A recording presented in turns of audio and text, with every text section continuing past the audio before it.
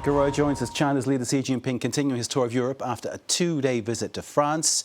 He's expected to receive a warmer welcome in Serbia and Hungary. Tell us more. Yeah, a warmer welcome, not just the weather, it seems. Well, Xi Jinping's trips further east will strike a much more positive tone. It's an opportunity to showcase the benefits of Chinese investment.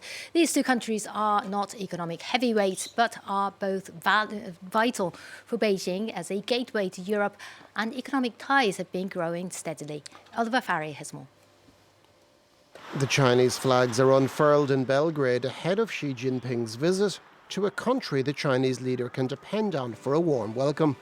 Chinese investment is a lifeline for the Balkan country, which looks likely to remain excluded from the EU for some time to come.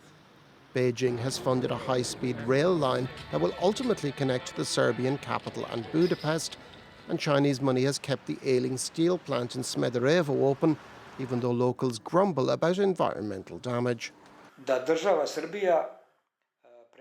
What is a problem is the Serbian state doesn't take a resolute stance towards the Chinese when it comes to defending the interests of the local community, when you need to take more care of the environment. Hungary is China's closest ally within the EU and another target for Chinese investment, particularly with plans to produce Chinese electric cars. Definitely one major reason for that is the very close political relationship between the two governments, what most of the Chinese companies see as an extra layer of insurance and safety measures. But also the Hungarian government has been very adamant about rolling out the red carpet to the Chinese. And the Hungarian government well knows that it can help Beijing operate as a commercial Trojan horse against EU tariffs. By the way, if a Chinese company sets up in Hungary and produces here, it is not exposed to the threat of any tariffs because it operates within Europe. Serbia and Hungary might each be small economies, but Beijing also sees them as a shop window to tempt other countries in an economically strapped region of Europe. So we're watching for developments in Serbia and in Hungary with Xi Jinping's continued visit there. Meanwhile, in the United States, TikTok has mounted a legal challenge to block a potential ban. Well, the social media app and its Chinese parent company ByteDance have sued the US government in a court in Washington, setting the stage for what could be a historic legal battle. Now, last month, President Joe Biden signed a law that would ban TikTok in the United States unless it's sold to a non-Chinese buyer within a year. The companies argue that the law is unconstitutional, that US lawmakers took the, quote, historic step of enacting a law that subjects a single speech platform to a permanent ban, according to their petition filed this Tuesday.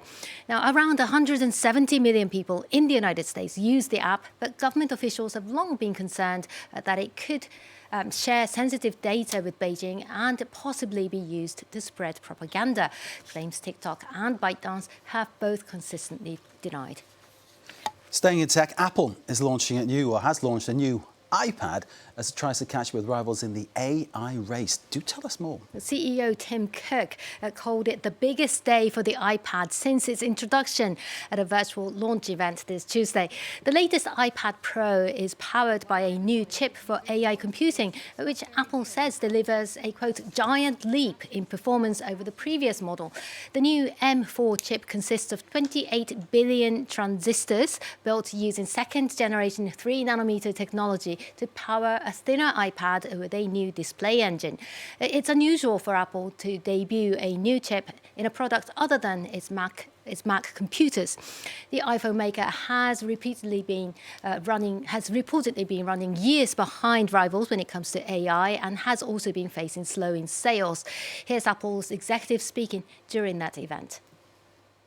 With these new iPads and the introduction of the powerful M4 chip, the big upgrades to Final Cut Pro and Logic Pro for iPad, along with the new Apple Pencil Pro and new Magic Keyboard, it truly is the biggest day for iPad since its introduction.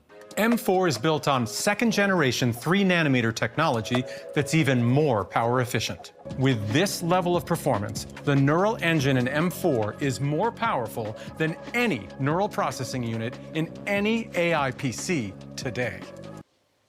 Well, the launch didn't have much impact on Apple's share price today, contrary to what often happens to other tech giants after unveiling their new AI products. It ended the day up 0.4%.